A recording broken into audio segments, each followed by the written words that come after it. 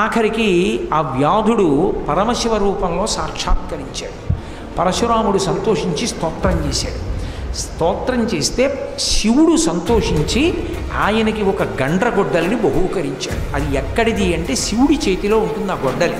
ధవళవపుషమిందోర్ మండలే సన్నివిష్టం భుజగవలయహారం భస్మదిగ్ధాంగమీశం మృగయ పరశు పాణిం చారు చంద్రార్ధమౌళిం హృదయ కమల మధ్యే సంతతం చింతయామి అని ఒక చేతిలో మృగాన్ని పట్టుకుని ఓ చేతిలో గండ్రగొడ్డలి పట్టుకుంటాడు.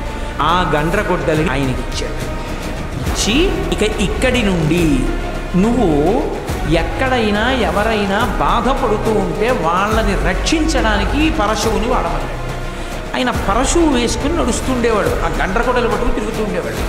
ఆ గండ్రగొడ్డలిని పట్టుకుని తిరుగుతూ ఉంటాడు కాబట్టి ఆ గండ్రగొడ్డలి పరమశివదత్తం కనుక అది ఆయన చేతిలో ఉండగా ఆయన్ని ఎవరూ నిర్జించలేరు కనుక, ఓడించలేరు కనుక పరశురాముడు అని పిలుస్తుండేవారు భయంతో.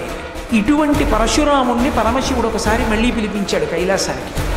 దేవతలకి రాక్షసులతో యుద్ధం జరుగుతోంది, నువ్వు వెళ్ళి అక్కడ వాళ్ళకి సహాయం చెయ్యి, దేవతలకి రాక్షసులతో యుద్ధం చేయమన్నాడు. అంటే పరశురాముడు అన్నాడు, నా దగ్గర నువ్వు ఇచ్చిన పరశువు తప్ప ఇంకేం లేదు, నాకేం ధనుర్వేదం తెలియదు, నేను యుద్ధం ఎలా చేయగలనని అడిగాడు. అడిగితే పరమేశ్వరుడు ఒక వరం ఇచ్చాడు, నేను నిన్ను ఆవేశిస్తాను. ఆవేశించుట అంటే అంశ ఆయనలోకి ప్రవేశిస్తుంది, నీలో ఉండి నేను పనిచేస్తాను కాబట్టి నీకింక ధనుర్వేదం తనంత తాను భాషిస్తుంది, నువ్వు ఎంతమందినైనా పడగొట్టేస్తావు, యుద్ధం చేయమన్నాడు. పరమశివావేశం కలిగింది. అందుకని ఆవేశావతారములలో ఒకటి ఆ పరశురామావతారం.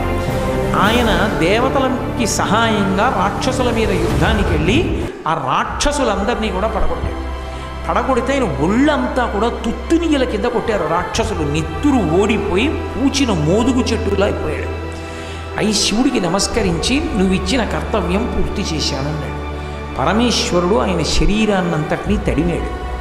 తడిమితే ఆయన ఒళ్ళు వజ్రకాయం కింద మారిపోయి అపారమైనటువంటి తేజస్సు పొందేశాడు. ఇంకా అంతా ఇంత తేజస్సు కాదు, అంత విశేష తేజస్సు. అందుకే అప్పటి నుంచే ఏమైందంటే సామాన్యుడైన వాడు పరశురాముడి వంక చూడలేడు. పరశురాముడు నడిచి వస్తుంటే కేవలం ఆయన్ని చూస్తే కొన్ని లక్షల సైన్యం మూర్ఛపోయేది. ఆయన యుద్ధం చేయక్కర్లేదు, ఆయన నడిచి వస్తే చాలు. ఆయన వస్తుంటే పడిపోయేవారంతే.